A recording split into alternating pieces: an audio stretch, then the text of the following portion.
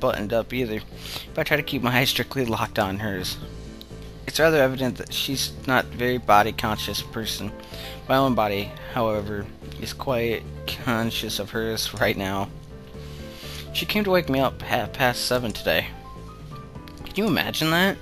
She pauses for a while and glances up at my dumbfounded face. A second thought, you probably can. It's not like that reverse rainbow fish I tried to imagine earlier.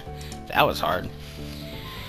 Well, yes, that seems like a pretty normal time to wake up if you want to go to class in the morning. Trying to sound as reasonable as possible to counteract Rin's unreasonable annoyance. I told her to sod off. She gave me these meds and told me to take them. Delicious, delicious water. I follow her eyes to the night table and then to the pill bottle sitting on top of it. Pick it up, turn around to look at the label, and I can see what kind of medication Emmy brought. Active ingredient, codeine? You took all these? No. Yes. I've been eating some since there's so many of them. Seems to make this thing not so bad. Oh my god, actually, I think I'm feeling just fine. Her head lolls round and round, making it look as if she's either trying to stretch her neck muscles or possibly pass out. She took several of these pills? Can that be safe? At least it's bound to have some side effects, which I'm afraid I am witnessing right now. I'm feeling just fine. I am fine. Just someone take this buzzing away from my head. I can't think straight. The annoyed expression returns to Rin's face. It's like many of those insect things, or one really big insect thing, with lots of wings, very much color and everything. What's the word for those? Oh, never mind, I remembered. It's butterflies. She smells slightly at her last observation. A small pause in her monologue. It's not long enough for me to dare say something that could potentially, but not likely, salvage this discussion. I love butterflies. They're the best animal. Did you see any on your way here? Sal? She utters my name as an afterthought, possibly to make it clear that she is now addressing me instead of just speaking her mind to whoever might be listening. This odd situation has left me speechless, more or less, since the moment Rin first opened her mouth. Now that she herself doesn't seem to have anything else to add, silence fills the small room. Makes me glance around again in an attempt to find something to talk about. Rin's room is about as small as mine. The big window, which takes up most of the wall furthest from the door, opens to the east, just like mine. Looks very normal, which strikes me as strange. I expected something more different.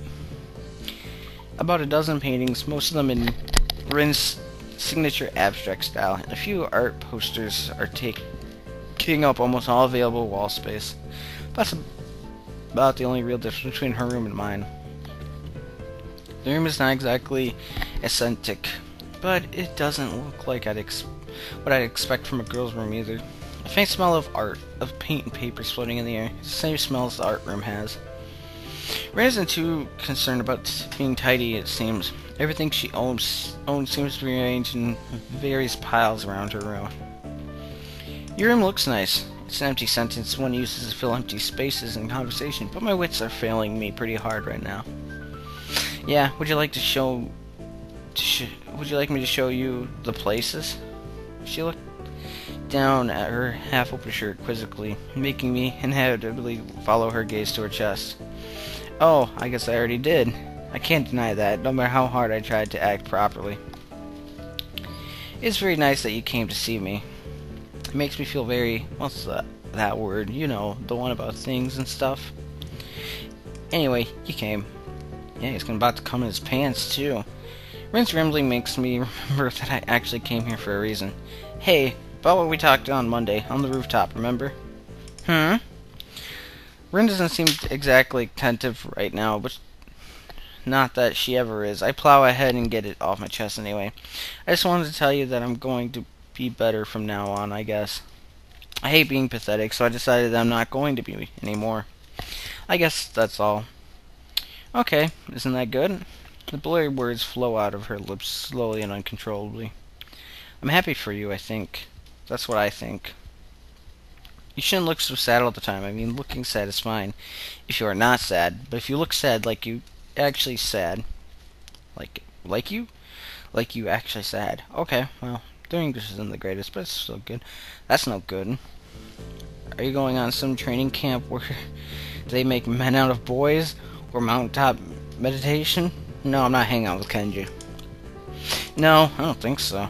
Oh, I guess that's fine too. The sentences come out of her mouth and probably her brain, one at a time with small pause between each, making her gibberish hard to understand. I just think it seemed like a good idea. Maybe it's not. Rin finishes with one more line, getting to say the last word over herself in an impressive display of what I can easily describe as mental shadowboxing. While I'm embarrassing myself, might as well tell you that I'm sorry that I said some stupid things to you last week. It's your own business to decide what you're going to do.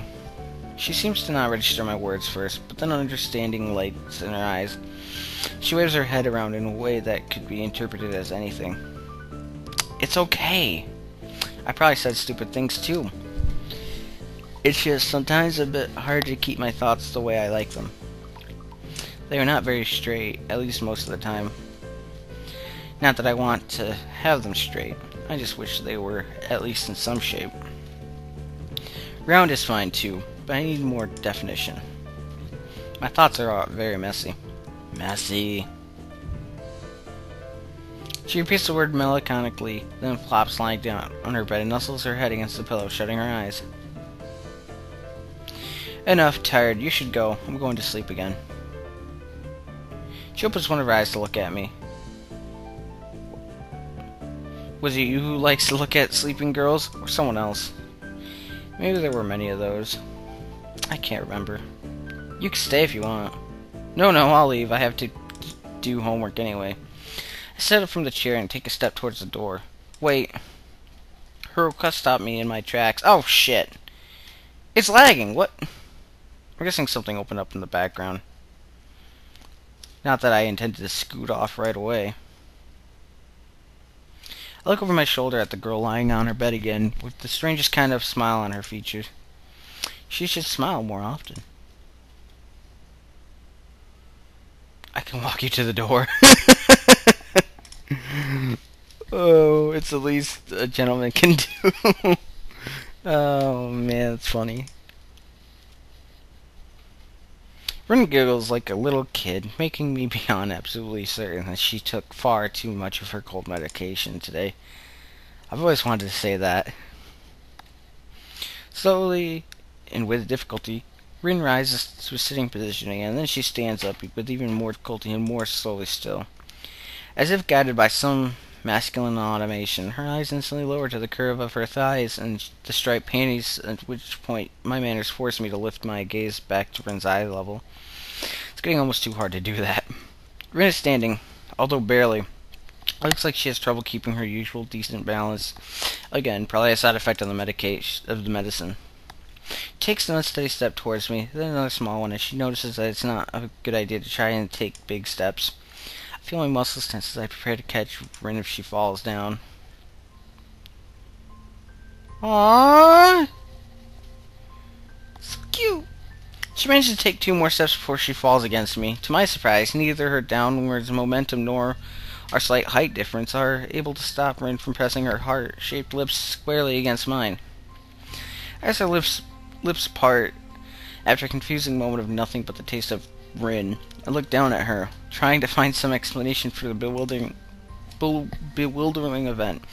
The euphoric smile of a madman bronze on Rin's lips again, and I wonder if I will remember this tomorrow. I am absolutely stumped on how to respond. Rin takes a step backwards, separating her body from mine, and making me only now realize that they were even connected in the first place. The second step is actually a fall backwards, luckily straight onto her bed. The soft thud of Rin's thin body makes against the mattress breaks the silence. I move quickly over to her to see if she hurt herself, only to be met with the peaceful face of dreaming. Rin sleeps. She's lying diagonally across the bed, somehow managing to have simultaneously fallen asleep while standing up and falling down in a way that she didn't injure herself. Fool's luck. I tuck Rin in, covering her with the sheets as well as I can. She sleeps very light, even though I'm not that strong. Wait. Oh, she feels very light. I stand up to look at her, the oval shaped from the dark eyelashes shut against the feverish cheeks, slender body covering up with the pale sheets. Rin sleeps. A conflict, no. Conflicts, plural, churn inside me. I think about calling a nurse to keep an eye on her, but decide against it. After taking one more glance at her peaceful face, I decide that she'll be fine. I do pocket the remaining pills, though. I exit the room and close the door silently behind me. I exhale deeply, only now realizing I had held my breath for the better part of a minute. Taking a moment to relax, I try to calm down my heart, racing like a jackrabbit. Oh, it's so cute! Shoujo, Katawa Shoujo. So yeah, once I'm finished with this, I might do another visual novel. I know of a couple. I had trouble getting to sleep that night, so the next morning finds me exceptionally groggy. I briefly consider skipping class, but remind myself that I was supposed to be a stronger person now. I get up like a good boy and put on my uniform, and make my way to the main school building without eating breakfast.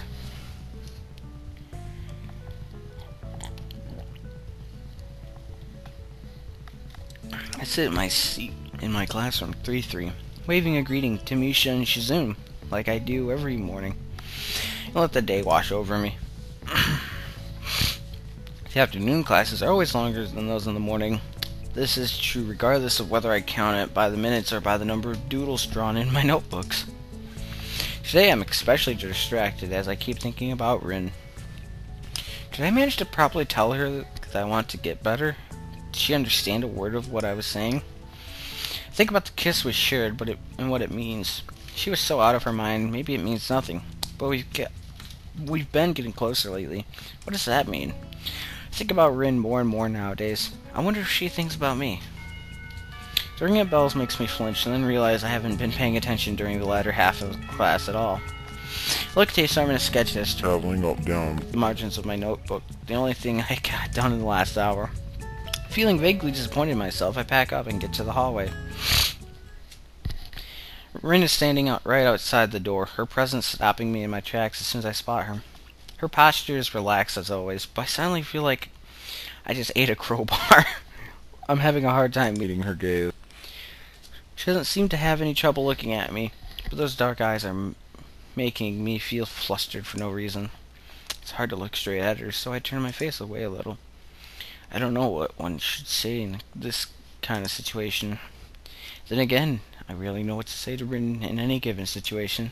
Hi. Hello.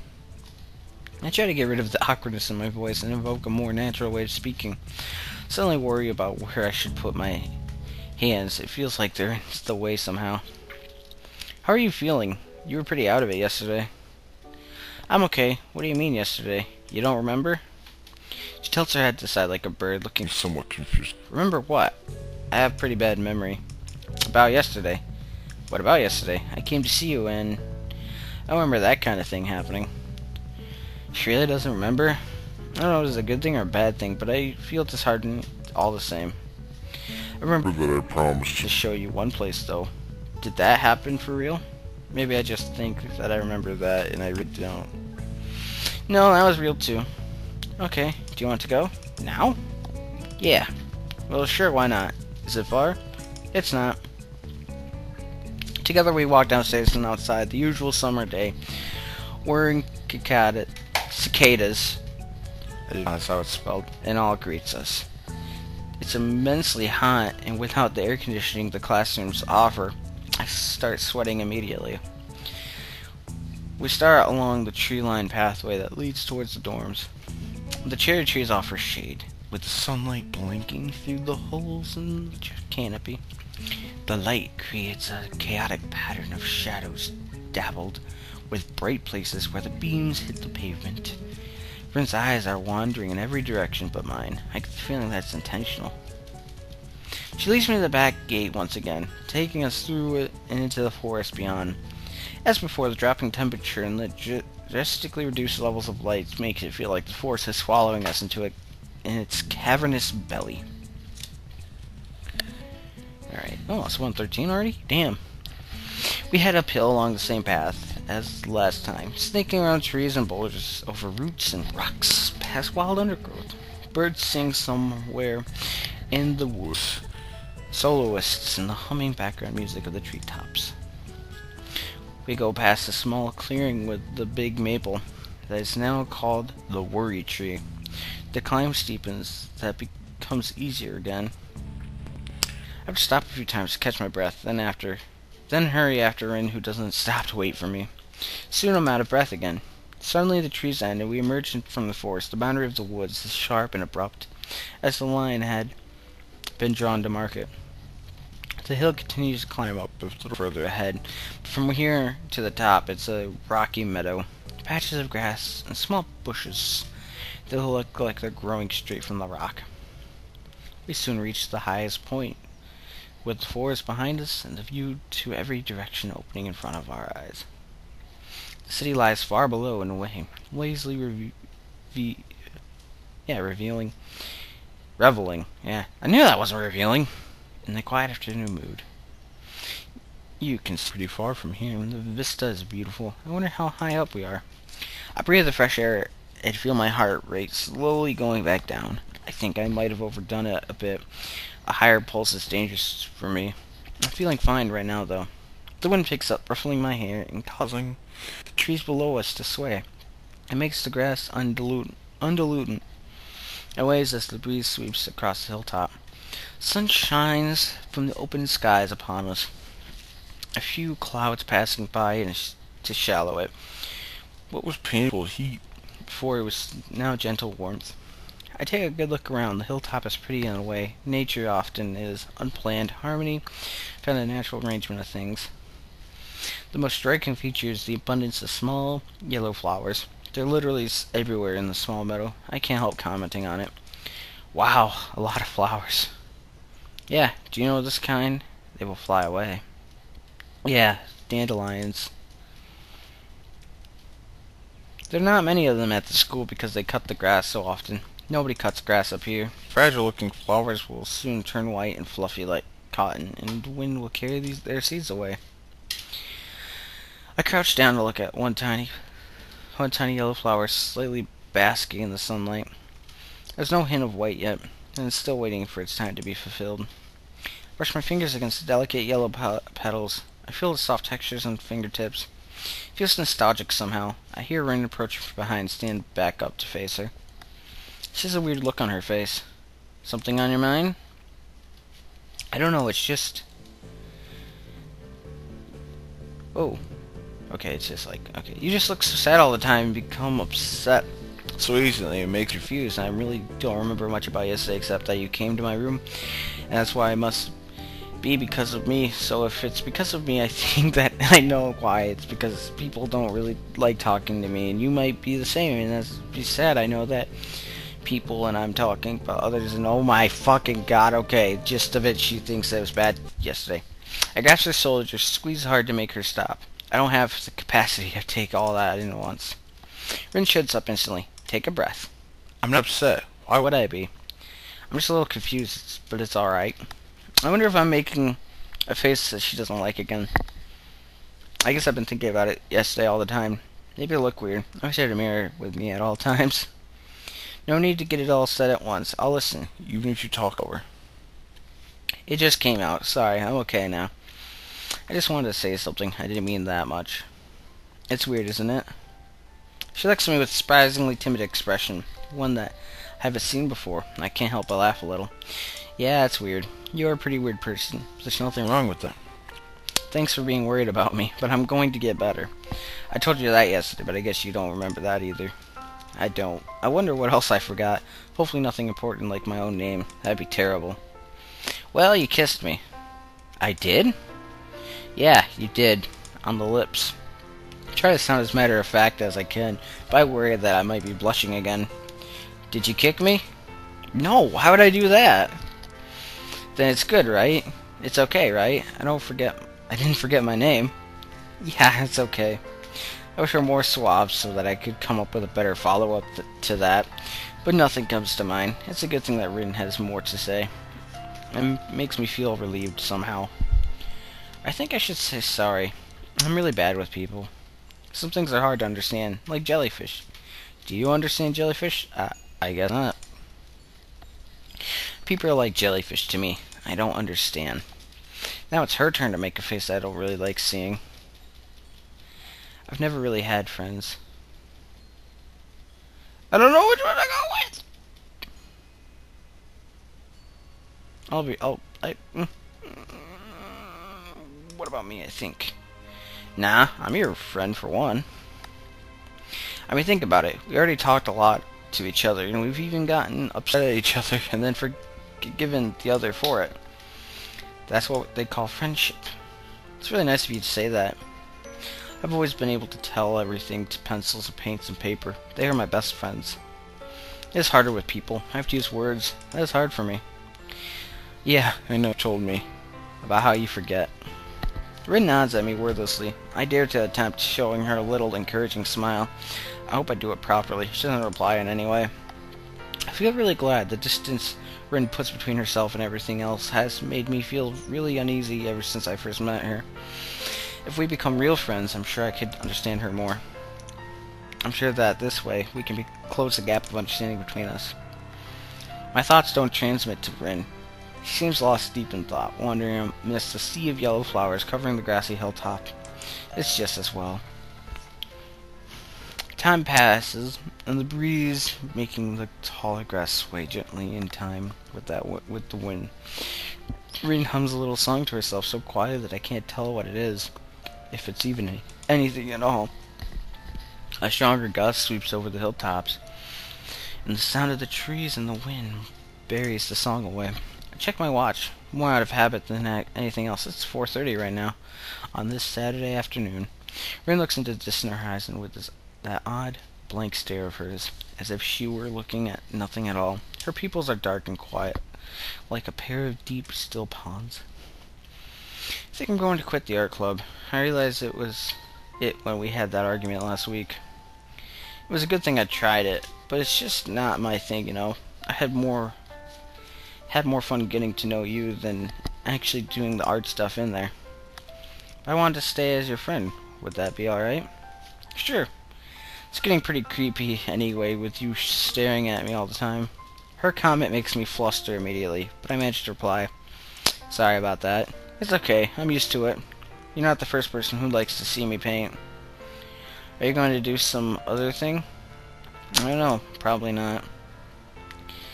You're going to become better, right? Sure. Me too, you know. I'm going to talk to that friend of the teacher and ask her to put my stuff in her place and work hard to get all that done. I decided that just now, you know, but I think I knew it all along. I've had this feeling for a long time now, and I'm going to change, even if I hate it. And I don't want it. Even if I wanted to, I would change. Like I'm not enough the way I am. I think this could be a good way to do it because it's like a straight line. Like I've learned all the things in my life so far just for this.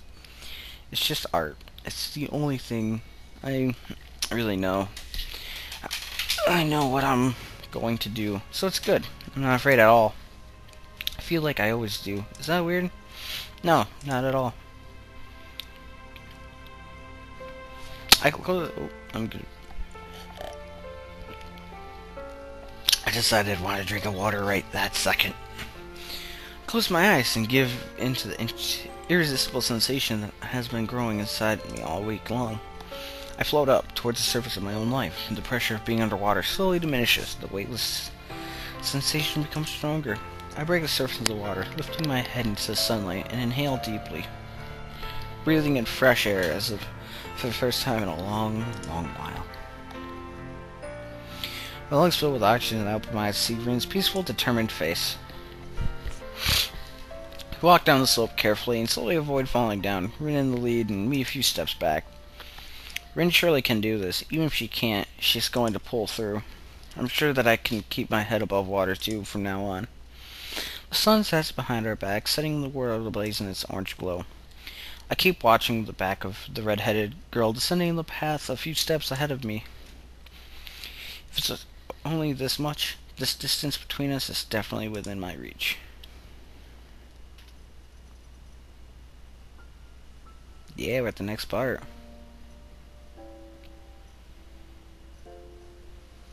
Act 3. Distance. Oh, I want to go on more, but I should probably take a break at least. Ooh, we got caught daydreaming, and that's where we're going to leave it for now. So, thank you guys for watching, and I will definitely do more of this. Oh my god, I'm hooked back in. And, yeah, I will see you guys in the future. Oh, I guess I should save. I usually do that. So, let's see. That's 309.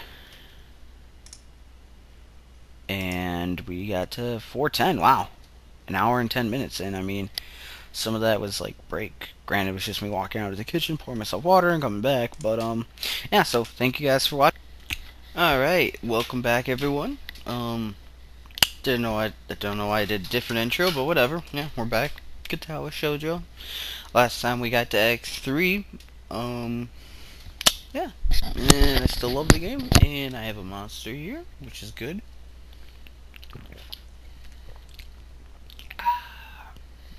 I like to usually get a monster for the weekend. Kind of like a little treat to myself. When I say weekend, I mean my 3 days off. I don't mean like... today's Sunday, so it's still weekend, but barely. But I usually consist Monday and Tuesday with my weekend now, because I have those days off. Until my schedule changes. I don't know when that'll happen, but... I asked you a question, Nikai. I almost did the Batman voice just because... oh, shit, chaos. But, yeah. God, I should probably stop fucking around with my chapstick here, but... I shake my head to fend off the dazedness, the teacher looking at me as is everyone else in the class. Ah, sorry, I wasn't paying attention. What's the distance between... Never mind, different question. Why are you here in this class? To, learn about physics? Yes, well, no, but that's the answer I wanted to hear. To acquire knowledge is a secondary reason for you being in the school. The primary ones is to learn the rules of society, the norms and ethics that govern your everyday life. You don't come to school for the classes, you come to interact with other people there, your classmates who are your equals, and the teachers who are your superiors. I guess it's kind of true. I wouldn't say that school really prepared me for the world, though, at all. No, not really.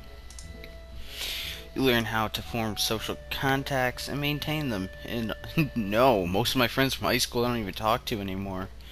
I mainly talk to just a couple friends. In other words, how to be part of society. The school itself is a microcosm of the entire society. Locke was the one who realized that, school's not just a place for learning. And of all the kids your age, you guys should know that better than anyone else. He pauses for a moment and lets his eyes sleep over the class to see if the message sunk in. At the very least, it shut everyone up and got them to focus on him, captivated either by his voice or the sudden change of topic from physics to the philosophy of education. However, my classes, as you so aptly put, are a place of learning about physics. He points at me with a piece of chalk he's holding. So, no sleeping during class. Got it, Nikai? Yes, sir. From the corner of my eye, I catch Shizune's scowl, and Misha's barely contained a giggle. I sink deeper into my seat. After classes end, I'm the last one to leave the classroom. I close the door behind me and quietly make my way to the art room. Club time passes in relative peace and quiet. I sit in my usual seat next to Rin, but she doesn't seem to be in a talkative mood. She's even more distant than usual, which is usually that she's distant, so... Today we're going to draw a still life, and get to choose from either a vase full of fake flowers or an arrangement of rocks, sticks, and canvas. The teacher prefers us to gather around the preferred motif, emphasizing perspective, texture, lighting as the key points of this exercise. I would probably love art if I was good. I was not good. Oh my god, was I horrible. I look at Rin to see if she prefers one of the subjects over the other, but she just tilts her head, signifying nothing. The club members quickly shuffle their chairs around the classroom to get closer to either the vase or the clutter. Rin and I both pick the flower vase, but only one of us seems to do any work.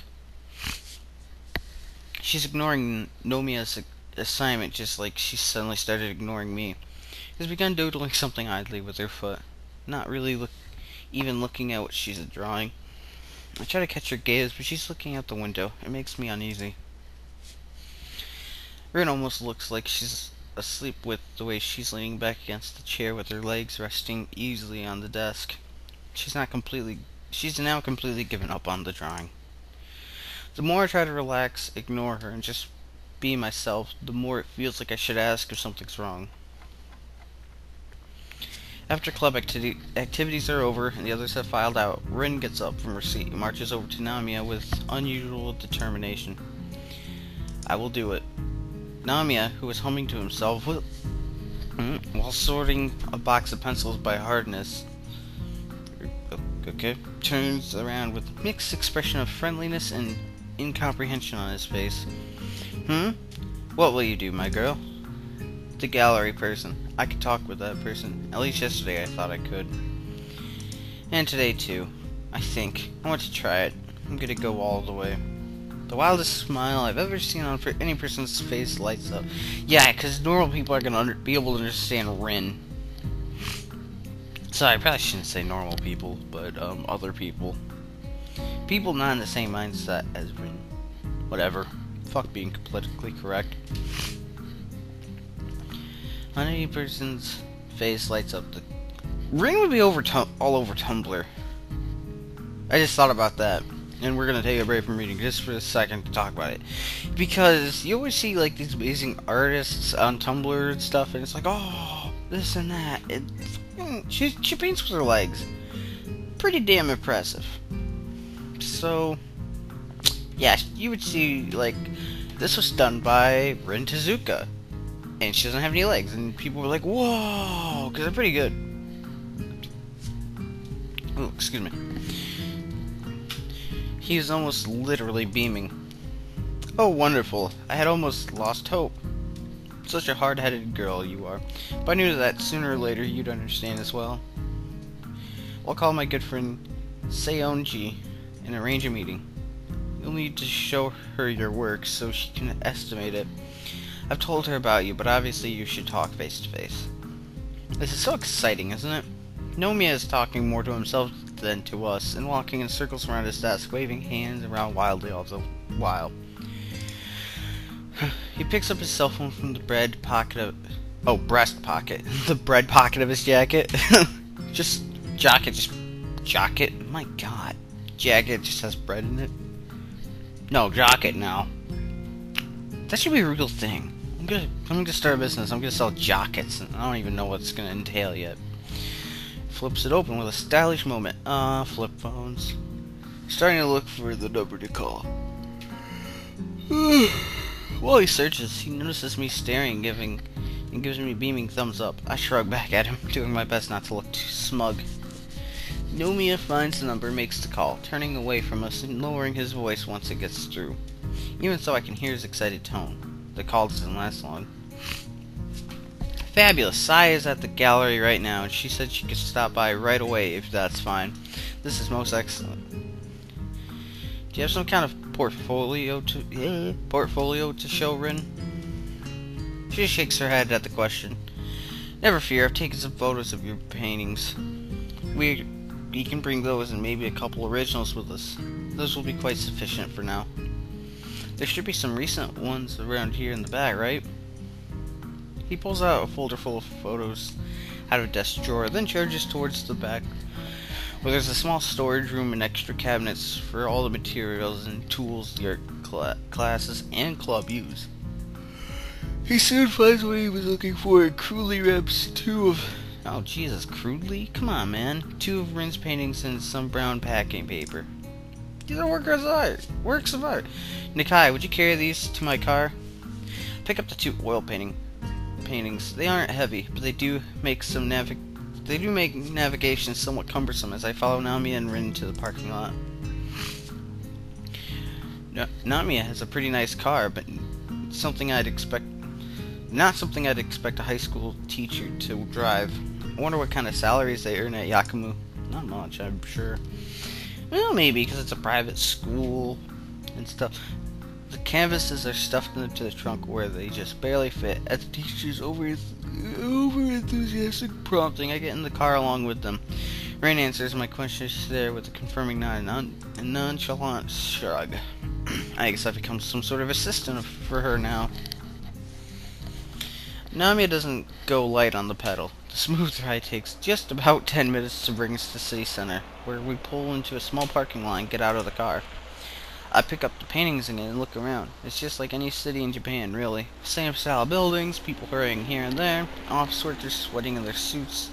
In the summer heat, ugh, that would suck. Wide, tree-lined streets aren't something you see everywhere, though. Maybe they are the city's specialty. It definitely has the feel of a city, which I thought I had already forgotten. I feel immediately comfortable walking around. I haven't actually been here before. No, in that case, it's about time. It's a great city. Lots of wonderful folk around here. And most important of all, a vibrant cultural life. Ah, Size Place is just around the corner. I'm messing with my mic, I'm sorry. This mic actually, for being a headset, not that bad. I got it when my old one broke, and I was like, I really like that mouse. I'm just gonna get the same. Much of my friends like, you shouldn't do that. I'm actually, might use my other mic, because I have a stand-up mic. But I want to buy a, like, I think it's called, like, a pop filter over it, and then maybe a stand, even, just because, if I have it on my desk, it'll pick up my computer's vibration. I don't have anything else to set it on, and that would kind of be easy. But, yeah, so, maybe. I think it'll cost me around 20 to 40, so maybe next paycheck. After turning around 3 corners, Namiya stops in front of a door. There is a nameplate in big red letters over it. 22nd corner. I don't know, 22, and I think that's how I was going to read it. Is this really the 22nd corner? Of what? That's bothering me too. I mean, where to start counting and which way to do you count? Rin gets worked up over the strangest things. Unlike me, Namiya ignores her completely and pushes the door open. The gallery is very clean looking, and the air conditioning makes it cool and very comfortable. Ooh, that would be nice. I love that feeling when it's really hot out and you go into air conditioning and you're like, oh, yes, please. And then you jizz everywhere, and then you have to apologize and clean it up. Yeah. The white walls, ironically what we were just talking about, and big windows facing onto the busy street make this whole place feel airy and bright. There's nobody around whom I can see, however. Most of the floor space is empty, with only a few large tables and counter for furniture. There are paintings too, of course, a poster advertising an exhibition for an artist I've never heard of. Most of this work seems to be portraits or landscapes done in a more traditional style than Rin's abstraction. Oh, she's not bad looking. I was expecting a guy, I don't know why. Someone by the bell of the door, a lady who looks maybe around Namiya's age, comes, I think she aged a little better than Namiya, let's just face it. Comes from around the corner. She's dressed in a sharp suit, her straight dark hair in a perfect ponytail behind her head. Yeah, behind her hair. Ooh. A pair of flashy, expensive looking eyeglasses frame her eyes. On second glance, I'm not sure her age anymore. She looks old yet not actually old. Yeah, that's what I said. And it's like there's some wrinkles and but at the same time, not that old looking. 6 out of 10 would do. Sai, hello. Is he gonna talk about your small dick? Sai from Naruto. She clearly recognizes the teacher, greeting him warmly. Oh, there you are, Shinichi. God damn these Japanese names. I'll never probably get them right. Okay, so quickly, I take it that these two are your students? Indeed, let me introduce you. This is Rin Tezuka, the one I spoke to you about, and the healthy-looking lad over there is Hisao Nakai. She takes a long, hard look at the both of us, especially Rin. It feels like we're being evaluated. What? That a worth of some asterisk kind is being calculated for us. Her eyes linger for a long time on Rin, on her eyes, her empty sleeves tied in knots, her posture.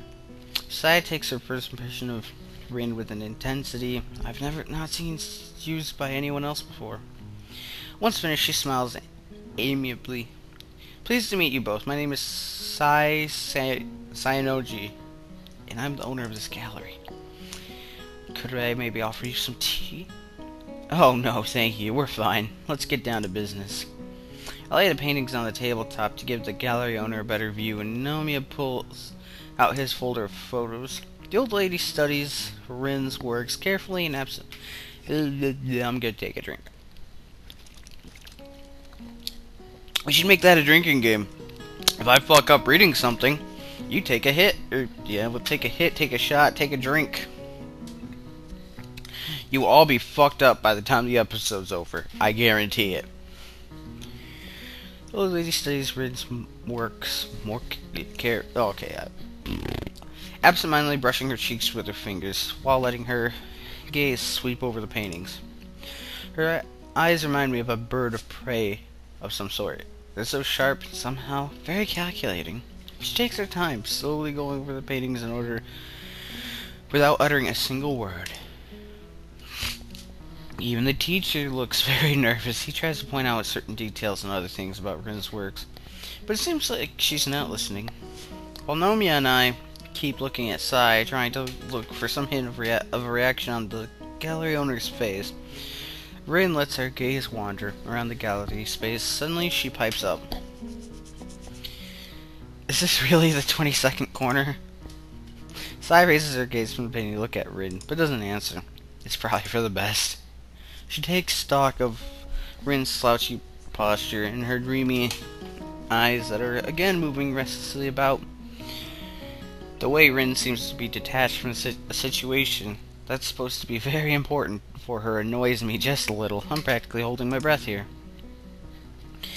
After Sai has gone through all of Nomiya's photos and inspected the 2 oil paintings I hauled here, she goes through all the material again, this time at a quicker pace. Finally, she gives her verdict. I like it. Though, if you don't mind me saying, you're still a bit immature. Searching for your own direction, perhaps? She picks up one of the photos. Still, just look at this. I can't take my eyes off it. Like a little kitten playing around. That's what your art makes me feel, young lady. Thank you, I think. Nobody has ever said that before, I think. That's all Rin has to say. Something about what the gallery owner says and how she says it makes it sound patronizing to me, but I hold my tongue.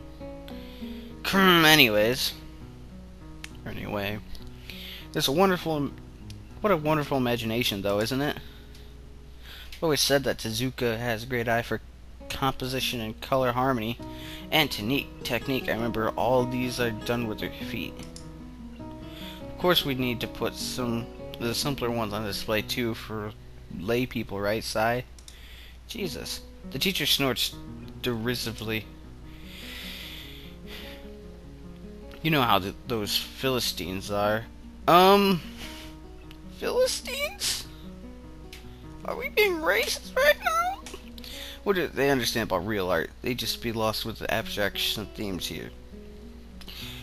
Oi! Nomiya! Just try not to be a fucking bigot, okay? People will enjoy art no matter what it is. Motherfucker. But it'll generate more publicity, and that's good, isn't it? Yeah, she's kind of the expert here, bro. She knows the shit. You pink-ass jacket. Your pink-ass glasses. Still, better than Jigoro. Jigoro. Sai smiles gently at Nomiya's remark and turns back to the paintings. I wonder. To tell you the truth, I just don't know if these make an exhibition. Even if I like it, I don't get the feel of the theme of cohesion. You bitch. There's no au revoir, or whatever the fuck that is. And really, who would expect such from a young artist like the kitten here? Oh, no, it's definitely doable. Especially if we get a few new pieces and touch up some old ones. I don't mind painting more. I'll do anything. It's a bit of a stretch. Trust me, I wouldn't have come to you if I didn't believe Tezuka was ready. You can see it too, can't you? I know exactly what her kind is capable of, and you know too. Those words will give the gallerist lady a pause. Okay. A hollow, bottomless look takes over her eyes for a moment, as if she's looking through or maybe past Nomiya. She says nothing, but her mouth becomes a tight, flat line, as if it's stretched. Finally, the moment passes. Is that what you're saying? That's what I'm saying.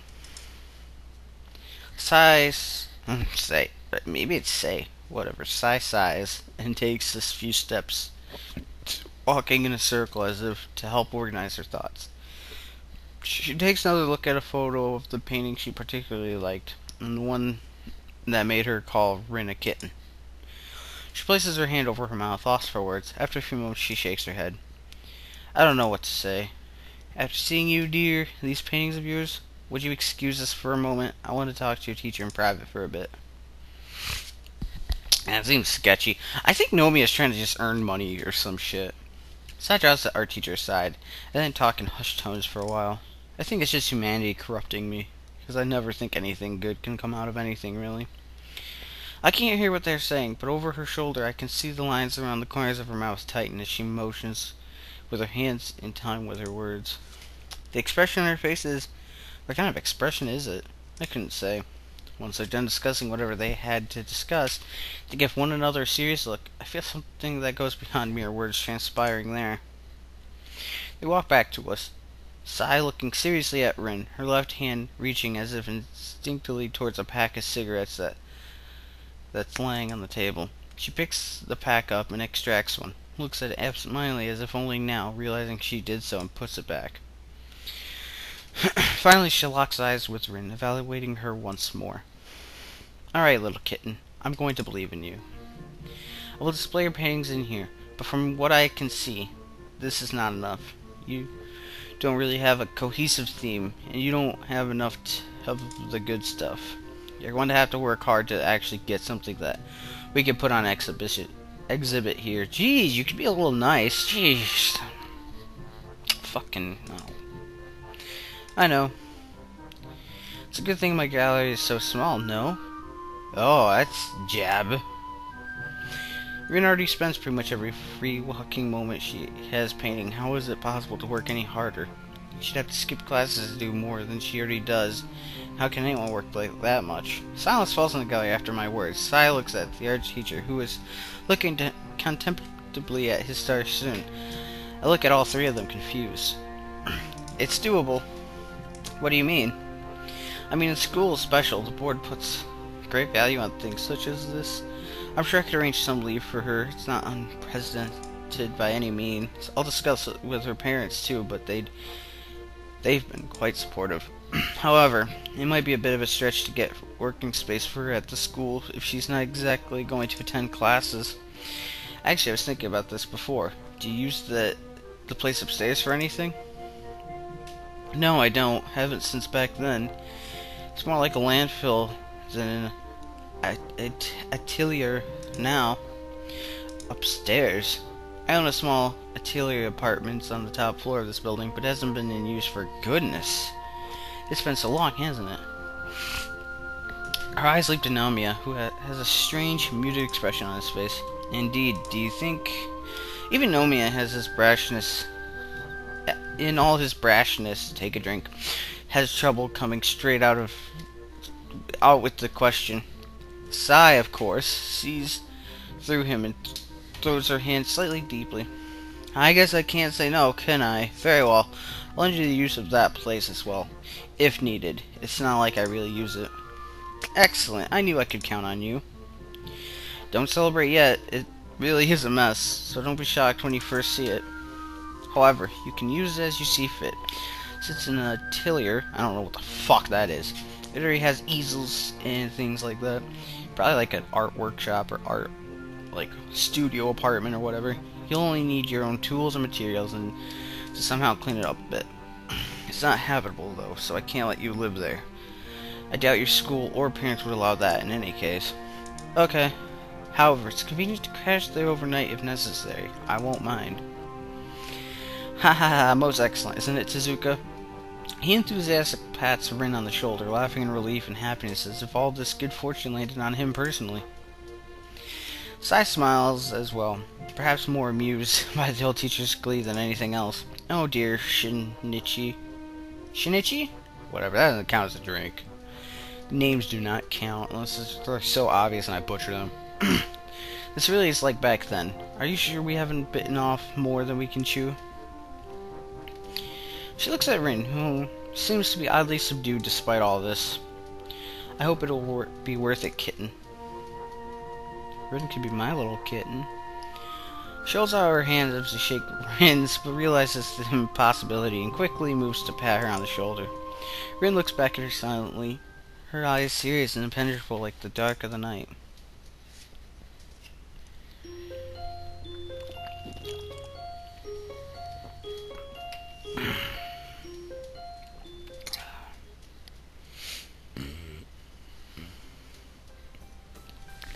Rin applies for and, thanks to Nomi pressuring the principal, I'm sure, is granted leave for the rest of the term for exceptional extracurricular activities.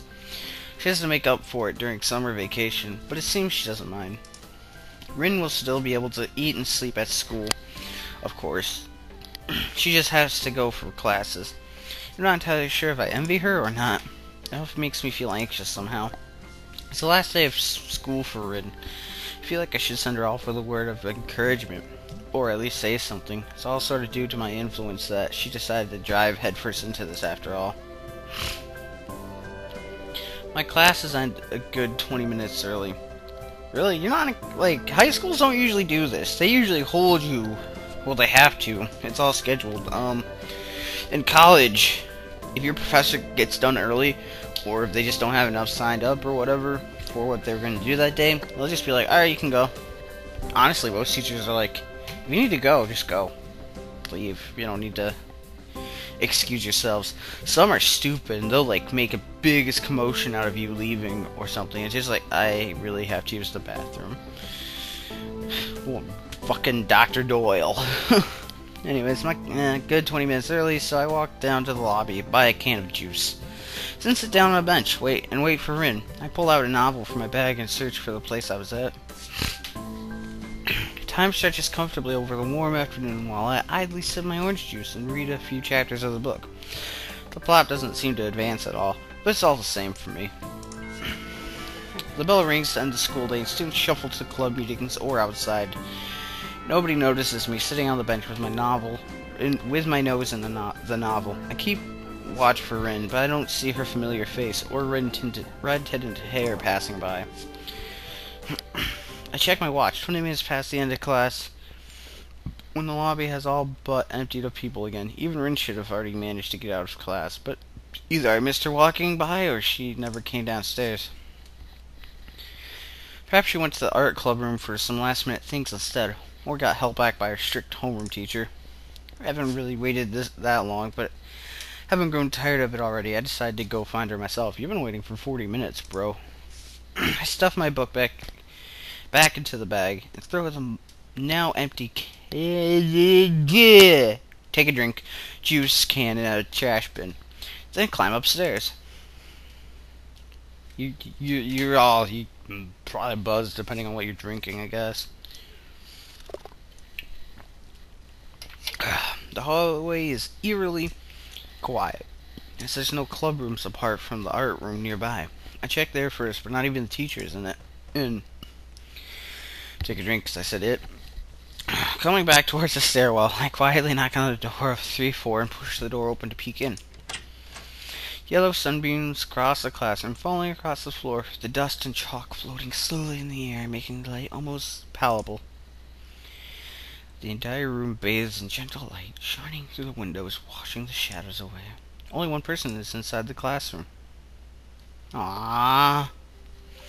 Rin sits in what I assume is her seat next to the window of course it'd be next to the window in the third row. Her head rests across against the desk. I wonder if she slept through it all. Apparently not even Emmy had the heart, or maybe the capability, take a drink, to wake her up. I close the door quietly, walking past the neat, even rows of desks. I go over to where she sits. Rin, her mouth is suddenly so dry that the word comes out as a tiny whisper. Oh my, take a drink. She doesn't answer, so I set my bag down on the floor next to her and lean over her to look at her face. Rin's eyes are so peacefully closed, the long eyelashes projecting thin shadows over her cheeks. Her mouth is slightly open, letting me hear the quiet sound of her breathing. Her unusually messy hair is even more so today, lying in complete disarray over half of her face and forehead. Her bag is lying at her feet, like a forgotten rag doll. A few books and pens have fallen out of it near her seat. Take a drink. The scene makes me smile a little. I touch Rin's head lightly, sweeping a few stray hairs off her ear. Her hair feels warm against my palm. Rin stirs and I retract my hand on reflex, feeling embarrassed for touching her so casually. She looks so vulnerable, like any sleeping person. It's impossible not to feel fondness towards her. I sit on the desktop of whoever is in front of Rin, then draw the window slightly open to get some fresh air in. Hopefully it will wake her up, and I won't need to resort to cruder methods. She doesn't wake up, but I didn't really expect her to. Looking at her, hair blowing in the wind. Looking at her makes me feel tired as well. To be honest, I wouldn't mind a quick nap either, but I content myself with leaning against the large window. The glass is warm against my ear and cheek as the windows face west. As these windows face west, take a drink, toward the setting afternoon sun. The afternoon light is nearly melting into Rin's auburn hair, softening her outlines so that she seems to be fading into her surroundings. The minute twitches of her muscles, her hair swaying in the air current, the even rhythm of her breathing. It all gives a strong impression of a dreaming girl. Like all sleeping people, Rin looks like she is always from this world, in some distant dream country. Away. My bad. Take a drink. With her, it doesn't feel so obvious that she would ever come back. She seems so detached from her surroundings, even when she's awake. In fact, she has this same kind of air around her when the realization hits my consciousness without warning. Rin sometimes looks like that when she is painting. Her focused expression gives the same feeling of being on the other side of some imaginary gap as looking at her sleeping face does. I feel a pain in my chest. There's no way I can close that gap to be on the same level with her. It hurts even though I know that it's impossible for any two people to truly understand each other. But Rin, she's almost literally in another world when she's talking about art, thinking about art, or making art. It's a world that I, or anyone else really, can't share with her, just like the world of dreams.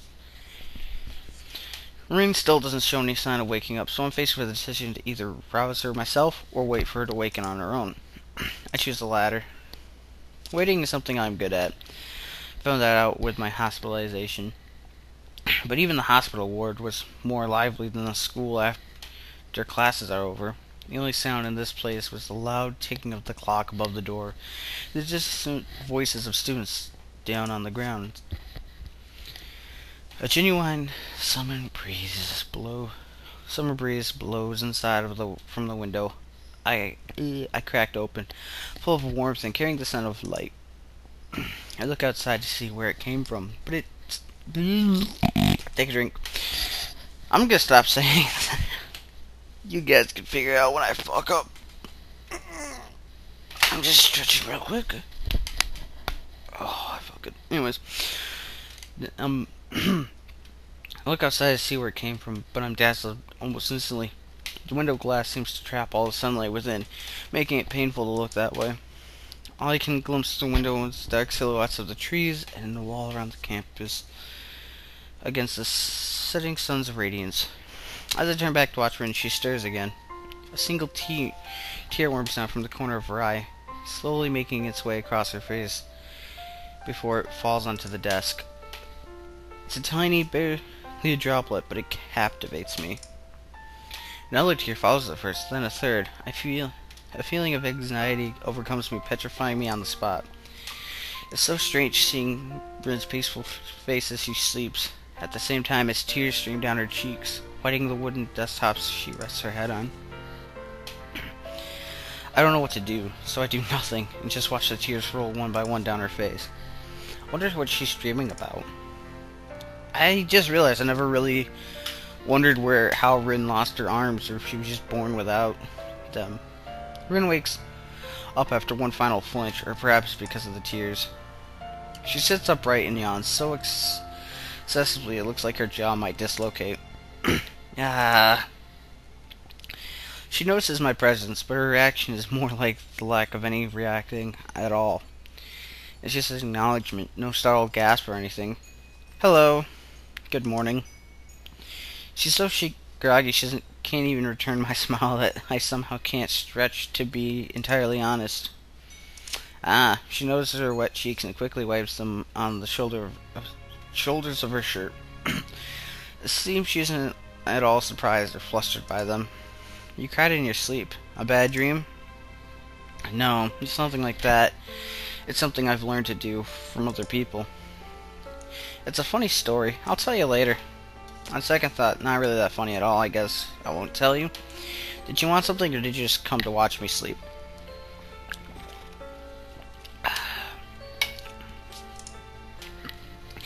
I wanted to see you after classes. Oh, well, it's after classes now, and I am seeing you right here. Yeah, I just wanted to say good luck or something. I figured the upcoming weeks are going to be a lot of work for you. Thanks. I like that smile. No, I'm going back. I want to see it. Yeah. Rin yawns again and blinks a few more times. I feel weird. Didn't really sleep much last night at all. Butterflies in your stomach? What? No. I mean, yes. I know what that means. Butterflies. Don't really feel so good now. It'll be fine. You were so confident. Someday it will bite you in the ear. I'll look forward to it. I think I have to go. I promised Mrs. Sionji that I'd go straight there after school. Now is after school. Is it okay if I come by sometime? I'm guessing you're planning to work the long hours, so if you'd prefer to avoid distractions. It's okay. It's not a distraction. Not like Emmy. Don't bring her with you, though. I wouldn't like that this time. I told her to stay away. I see. Alright, then. That's kind of mean. Geesh. Rin stands up and silently walks to the door with me following behind. The school's empty hallways, devoid of the usual crowd of students, feel very lonely. It's only a few hours since school ended, but the building seems to be all but deserted. Our footsteps are all that intrudes upon the stillness of the hallways. The change is sudden, but it shows how the building is just an empty shell, dead without its students and teachers to liven it up. Ooh. If I could stop burping, goddamn. It's like the school has become a private world for just the two of us, a desolate place filled with silence and chalk dust. I am going to change. She says this out of the blue while we walk down the stairs from the third floor. It makes me wonder how she views the challenges that lie ahead of her. That's what people must do sometimes. That's the last thing we say to each other that day, even though there's so much that we could talk about. And even those words drown in all the drown in all. I'll get it, don't fucking worry. Drown in the all-encompassing silence. I don't know why I struggle so much. Jesus. Disappearing into the stagnant air as if they were never said.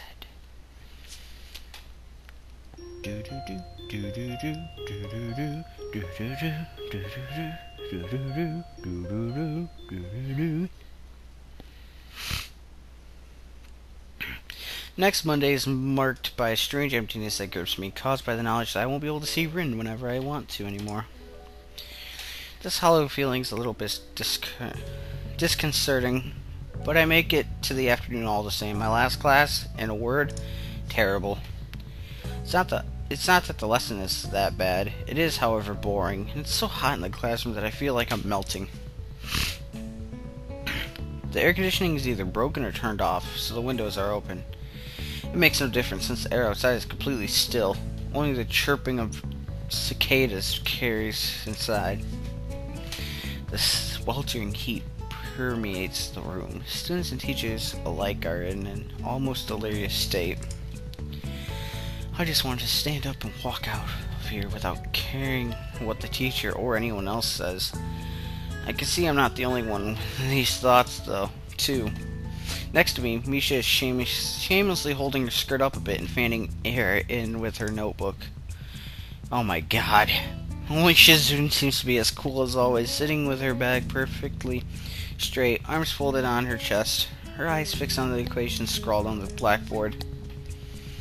I keep turning yearning glances at my watch, but it doesn't help the time go by any faster. It's funny, I remember how badly I wanted to get out of the hospital and go back to school.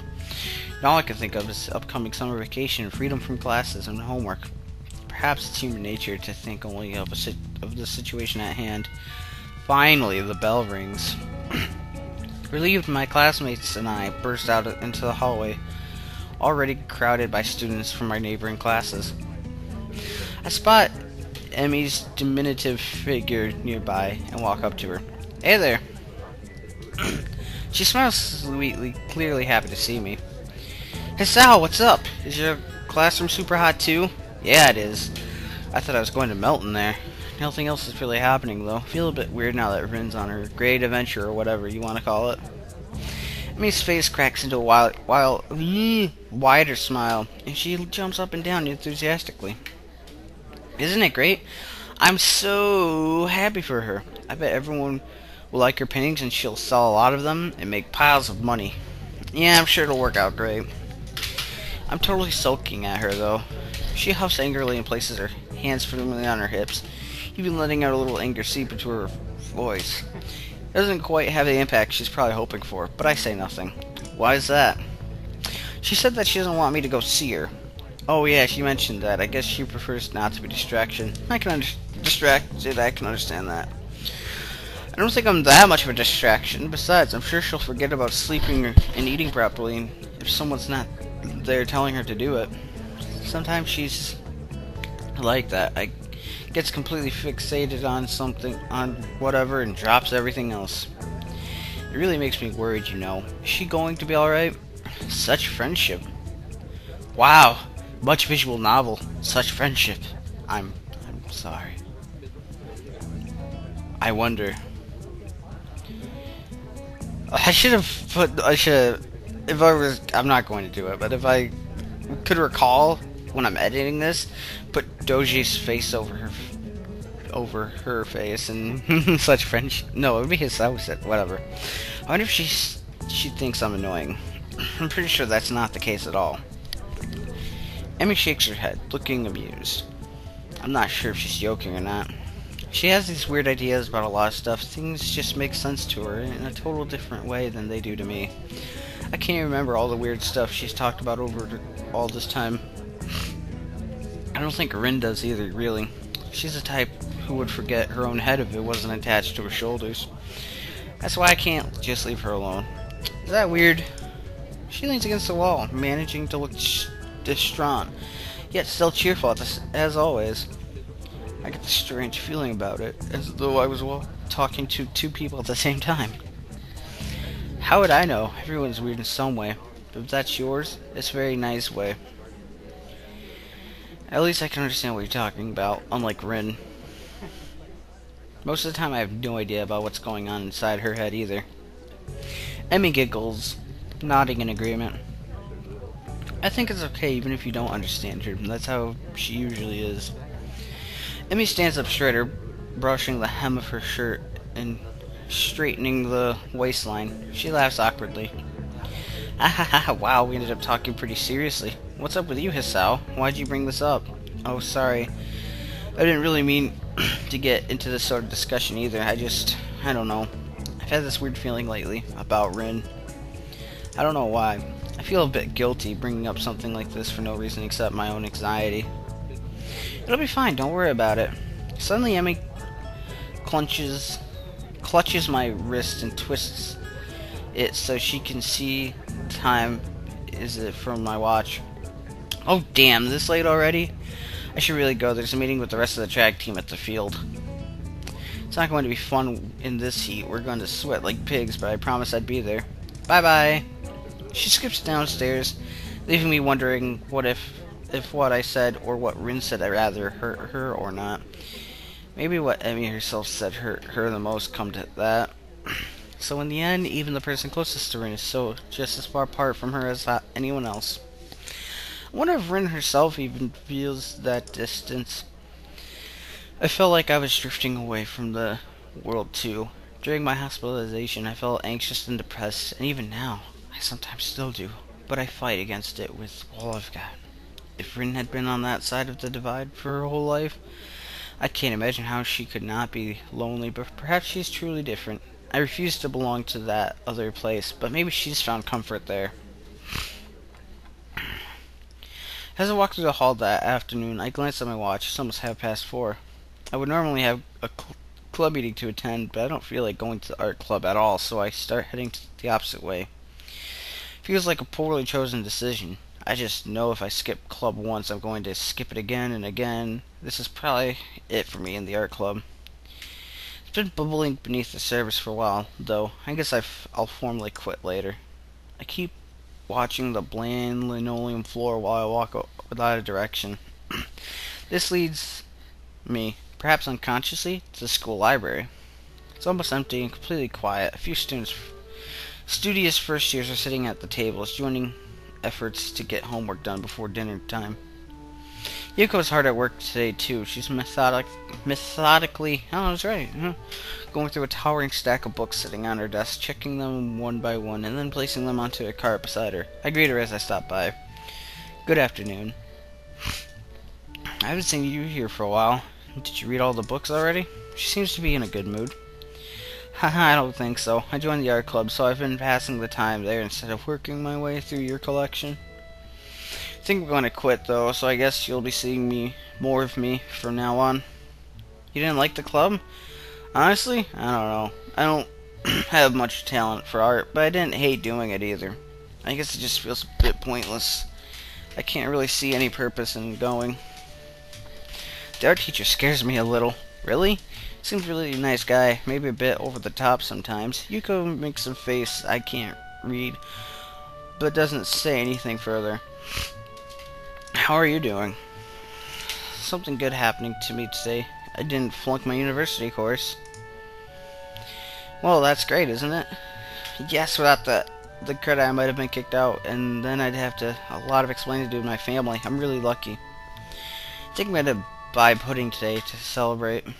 Being a university student sounds hard. I'm surprised you're working 2 jobs while still attending. My part-time work really makes it hard to keep up with my studies. I get yelled at by my student counselor. Then if I stay up late studying, I get sleepy at work and my boss yells at me. But if I quit my jobs, I'll starve. It's like I can't win. I wonder why it's like that. I don't really know what to say. Yuko isn't complaining to get empathy out of a guy a lot younger than her. She's basically just talking about the facts of her everyday life. Makes me feel even more pity for her somehow. Wow, must be hard for you. I don't know. It's been like this for so long that I've forgotten what it's like to have a normal life. Or maybe this already is a normal life for my age. Is this normal? It is, right? It must be. Why is it being normal so depressing? I couldn't say. Not like being abnormal is much different, though. Oh, I didn't mean it like that. Sorry. I just got carried away. It's fine. It was a joke, sort of. Anyway, you seem to be doing just fine now. Yes, when I feel really down, I might take a step back and make a cup of tea, and then when I've drunk the tea, I get my mood to kick in the butt. Like, wham!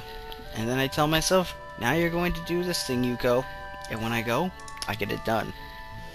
That's why I'm working so hard. She clenches her fists dramatically at the high point of her spirited explanation. It's a bit unclear what she actually means, but it's nice that she is so motivated. I need to turn my heat down. Or well, off. Leaving Yuko alone with her work. I love these headphones just because of the reach. Nice enough reach I can reach my heat. Almost reach the lights. All that. Anyways, leaving Yuko alone with her work, I head to the back of the hall. Sorry. Back at the library where the novels are, I briefly considered reading something non-fiction for a change. Maybe biography, perhaps. But in the end, I decided against it. My fingers trace the spines along rows upon rows of novels. They occasionally pull out the random book so I can read the back. Maybe sample the first 2 or 3 pages. Nothing really catches my interest, so I end up picking up a book I've already read back in March or so at the hospital. I recall liking it. I sit down on one of the beanbag chairs and quickly get sucked into the book, turning pages at a rapid page. I'm probably not the fastest reader around, but pretty fast all the same. Reading quickly makes me feel oddly satisfied. Focusing on reading is something I'm pretty good at too. I can cram study pretty efficiently as well, as long as I stay motivated. It's the secret of my good grades, though I'm pretty diligent in class too. That's what Rin and I have in common. She can really focus on painting if she wants to. I wonder what she's doing now. Probably hard at work painting. This distance that suddenly grew between us irritates me. I thought that we were getting closer, but now that feeling's been lost. I'm a bit worried about her too. I can't make sense of my own thoughts. I want to be with her more. Without Rin, I don't really have anyone else at school that I actually talk to. Not like we actually talk very much anyway, but at least we hang out. I really don't want to lose that. If I want to keep what I have with Rin going, I have to get involved with making this exhibition happen, right at her side. I realize I've been sitting on the same page for a while now. I turn my gaze back to the book. I'm reading. The jungle of glyphs has somehow turned into a near incomprehensible cipher. I stare hard at it, expecting the text to start making sense to me. No pattern emerges, nothing that could take me any further than I am. Dazed, I close the book, put it back on the shelf, then sit back down and think honestly and hard about what I really want.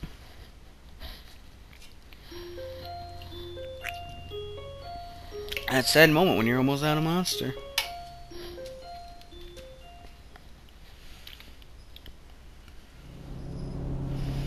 The next day, I take the bus into the city. It goes twice an hour, starting in the morning, passing by the front gate of Yamaku at 20 minutes past 10. 20 minutes past and 10 to the hour. The ride takes considerably longer than the one Nomiya gave us in his car. I slowly read a book as the bus makes its rounds through the suburbs, pausing at almost every stop to pick up someone or let them out. Eventually, I make it to the last stop at the city center. The city is fair-sized, but not too large, and seems too quiet. Nevertheless, I enjoy the atmosphere. Despite being slightly directionally challenged, I find my way from the bus station to the gallery without too much effort, and soon find myself staring at the big letters saying 22nd corner. Inside, the gallery owner is intently studying a large painting hanging on the wall, a portrait of an old man. Good afternoon. She turns around to look at me, and a smile of recognition spreads on her lips. Oh, aren't you the young man from the other day? Shinichi's student. Hisao, was it? That's right. Good afternoon, Mrs. Seonji. Please, just sigh. I don't want to feel any older than I am. You know, I'm so glad that even young people show interest in art nowadays. It's refreshing. What brings you here? Surely you aren't just on courtesy visit all the way from your school. I actually came for Rin. I was hoping to see how she's doing. Oh, is that right? Well then, you need to step back outside. You see that layer is actually at the next door on the right down the street and up the stairwell. Just climb the stairs to the top floor. There's only one door there, you can't miss it. I give Sai my thanks, exit the gallery, and locate the door she was talking about. It leads to a dark stairwell that reminds me of the stairs leading to the roof of a school building. Possibly because they use probably the same art. It's fine. The stairs are steep, and even though it's only 5 floors, my breathing gets heavy before I reach the top.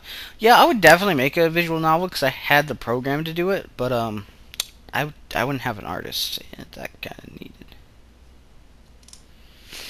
An unassuming wooden door waits for me there. It's unlocked, so I knock and enter.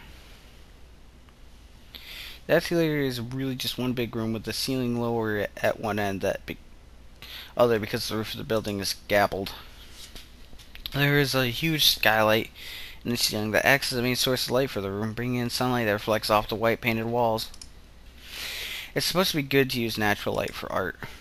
There isn't much in the way of interior decoration. No surprise since the room seems to have been used as storage for a while. All kind of boxes and office furniture are scattered around the place. The room is dusty since it's not been in use for a while. I can see that someone has made some effort to clean up a little bit, but it's far from immaculate. Rin stands in the middle of the room with her back to me, staring at half-painted canvas placed on an easel. Not working on it, just staring, unmoving. She wears what must be second or third-hand denim overalls over the standard school uniform, much like the one I'm wearing. They look pretty worn and are covered in paint splatters. From the way they seem to be loose or tight in places, I'm guessing they weren't originally Rin's. Hi! Hello! Rin doesn't judge my showing up as worthy of turning around, saying maybe something more than just a mechanical reply to my greetings, smiling anything. She keeps on doing whatever she's doing, probably some weird creative thing inside her head. Perhaps I should have expected as much. Still, I make another attempt at conversation. This is a pretty cool place. Big, too. It is. I said I could use this as much as I like. I even have my own key. So how's the work going? There we go. She doesn't answer for a while. I begin to wonder if she's already forgotten the question. Ooh, excuse me. As a cloud drifts over the building, shadowing the light pouring in from the skylight, the change in Rin's surroundings seems to wake her up. I don't know. It's like a huge ball. I don't really know which side is the right one. It's really huge. It's the hugest thing ever, like a mountain growing inside of me. Like I swallowed a mountain whole. It's going to be hard, I think, really very hard. I try to listen for undercurrents of stress and uncertainty in her voice, but I don't pick up anything like that. Why are you here? Her tone is not as unkind as the directness of the question would make it seem. Well, you said that it'd be fine if I came to visit, so here I am. I guess it's not for any real reason. I thought you might like company, or assistance, or maybe some Hisao. Can you be quiet for about 15 minutes? Maybe 10 is enough. 5 is definitely not. You can talk afterwards. Her tone is sharp. Nothing like I've heard from her before. There is no command, no annoyance, no anger, but her voice pierces me all the same. Alright. With the silence that follows, anxiety creeps back into my heart. I wonder if it was a mistake to come here. Murmurs of traffic filter in from outside. I start to feel more and more uncomfortable. All my thoughts keep finding themselves returning to certain things that have been swirling relentlessly in the back of my mind for some time now. I feel like those thoughts will surface out of the tempestuous sea of my mind, whether I want it or not. Desperate to divert my focus, I fixate on Rin's back as my mind races. I don't think I've ever studied anyone's back so intently before. Her neck hidden by copper-colored hair, which is, again, in complete disarray. That relaxed yet rigid posture, reminding me that Rin's physical appearance often tends to be as awkward as her various trains of thoughts. Just gaunt, delicate shoulder blades, visible through the thin white fabric of her shirt, the contours of her hips curving down to her thin thighs. It pisses me off. Rarely does she ever seem to be looking at me, whether literally or figuratively. I, on the other hand, am always watching her back, both literally and figuratively. Whenever she is painting, whenever something catches her fluttery attention, whenever I don't forcibly make her listen to me, I can't reach through to her. Rin's heart is uncharted territory, dangerous waters, the blank areas on a map. The edge of the world? If I went too close, I wonder if I would fall off. What do I think of her? Sometimes she's aloof and distant, and it annoys me. At other times, her passion for the things she thinks worthwhile shines through. It inspires me. Okay, I was wondering if this was darkening. I can't understand her. Still, I like her and consider her my friend. I suppose part of friendship is putting up with the oddities of the person you call friends. People you call friends. I have to admit, there's a lot of putting up with Rin. What does she think of me? I have no idea. Last week, I thought she might have liked me romantically, what with the kiss and all. forced me to ponder my own feelings, too. This week I am utterly confused. What does she do if I told her I liked her that way? I wonder if I really do. Damn, I can't make sense of even my own thoughts anymore. It must be contagious. Even if I said a thing like that, would it matter? Nothing affects Rin. Nothing. I'm done. I find her turned around, now staring straight at me. It unnerves me. I just remember what we, or rather I, were talking about before she requested a timeout. Alright, I just came to. I don't know. You still can't finish your sentences? It's not that. Fine. She retreats from the conversation, slipping away from me once again. She doesn't return to the painting, but instead keeps looking at me with that empty poker face of hers. I want to talk to you about some stuff. I've thought a lot about things. What things? Like what happened last week, and so on. What happened? I get the feeling she's playing with me. Why? I have no clue. It's not a game she's playing with me. It is not a game she's playing with my head. Pretty sure she doesn't deliberately try to screw with people. Maybe it's just my own mind playing tricks on itself. Still, Rin feels like a puzzle in the form of a girl. I feel attracted to it, compelled to solve it, an overly rational part of my brain refusing to let me give up. I can't leave her alone. Never would have believed I could be this obsessive about something. Why do I hesitate so much? Keep running in circles around her. I don't have to do that. I already decided what I want to say. Rin. Saying her name with an intention like this makes my mouth dry. As if subconscious is fighting against what I'm going to say next. I feel like I'm going to lock up any moment now. Rin looks up from her paint-covered toes and stops wriggling them, as there isn't anyone to observe them curiously now. The hard stare of her dark green eyes seems like a portent. I like you. The lack of any reaction is like a slap to the face. So, I mean, I like you as more than a friend. What is more? The slow, hesitant words coming from between her strawberry-colored lips are not the ones I was waiting for. Neither are of the two possible answers that I had been expecting, actually. I feel myself blushing heavily, as is par for the course of this kind of situation. My heartbeat sounds like a percussion orchestra on drugs. Rin's fox innocent inquiry feels like I'm being grilled over hot coals. You know, like romantically, and no. Rin turns around, giving me the cold shoulder as she returns to looking at her painting. She makes a move to pick up her brush, which lies forgotten on the floor, but decides against it at the last moment. I can't talk about that kind of thing now. So, don't talk about that kind of thing, please. We are friends, right? So you can do that. Ooh. Cause Sal got friend-zoned. The silence those words leave behind is deafening. I want to say something, but my mouth refuses to move. There's no way I can retain my dignity. Rin finally picks up the brush without giving any explanation for her behavior. Maybe there's something in her voice that gave away some emotion, but I couldn't say what. Her shoulders slump melancholically as her foot... fuck that. As her foot works the canvas in front of her. She won't let me see her face, and I know it. Feeling the weight of my heart grow heavier, I stand up to leave. For I can't stay here any longer today. It's like I've opened Pandora's box by stepping over some line that Miranda didn't want me to cross, and she has to turn me down. I walk across the squeaky floor to the door leading to the stairwell. Rin's quiet voice stops me in my tracks as I'm about to open the door. Hisao. My hand, still on the brass doorknob, is waiting for me to turn it or to withdraw. Yeah? Will you come tomorrow? Yeah.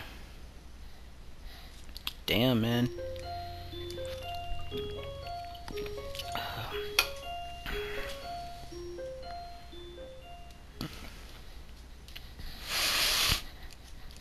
After a night of bad sleep, I go through the day mostly on automatic.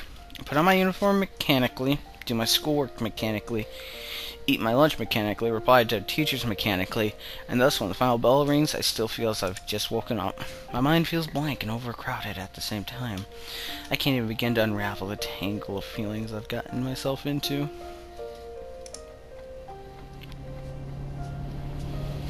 I spend the bus trip downtown, staring out of the window, thinking about these things. As a result, by the time I climb the stairs to the atelier, 4 floors above Sai's gallery, I'm feeling completely exhausted. Expecting awkwardness, I quietly knock on the door before entering. I spot Rin at the center of the small clear area in the floor, working on a painting. She doesn't acknowledge my arrival in any way. Hi, I came, as promised. Rin snaps her head in my direction immediately. Well, is she waiting for me to say something? And locks that cold green gaze of hers on me. Although I'm sure my own face can't hide my feelings, Rin's expression as expectant. Expected would have been better. And neutral as always. The clouded, slightly absent-minded darkness in her eyes is like a wall standing between me and her. It is the first awkward silence between us that is truly awkward. Yesterday, both of us said something we couldn't take back, and there's no way it can be undone. I want to say something, but Rin forbade from doing so. I can't even begin to guess what she's thinking, but I'm feeling the pressure of her lightless eyes on me, compelling me to break the silence without saying the thing I most want to say. To my horror, I find that I can't find any way to start a conversation. It's as if I've completely lost the ability to speak with her. Just keep working. If you're in the middle of something, I'll just sit down here. Red nods wordlessly at me and picks up the brush from the floor with the toes of her right foot. I sink into the worn-out sofa, picking up a book from my bag and opening it to where I stopped last night. I can't really concentrate on it, but it's better than doing nothing. Two of us are so close to each other, together in the same room even, and yet we're both off doing our own thing as if we were miles apart. I can't help but wonder about this unnatural situation. Why did I come here? Because she asked me to do so yesterday, of course. However, it looks like there's absolutely no need for me to actually be here. It makes me feel awkward at first, but as I recall the previous silences I've quietly passed with Rin, I settle down and try to tune into the same comfortable mood I was in back then. Time stretches and slows down. The pages of my book rustle each time I turn them. After maybe half an hour or 1 hour at most, Rin breaks silence to my complete surprise. Hisao. Yeah? Are you my friend? It's an echo of yesterday, I know it. So even Rin couldn't just pass it aside from her mind. Caught off guard, I answer honestly. Yeah, of course I am. Don't worry about stuff like that, come on. Okay, she doesn't say anything further. I feel happy somehow. Several chapters later, I mark my spot, close the book, and put it away in my bag. Getting up from the sofa, I see that Rin's made considerable progress on her painting. I take a look at it for a bit. It's not quite finished, I suppose. It looks great. It's bad luck to comment on unfinished projects. After that, I quietly leave the studio and catch the bus, taking me back to school.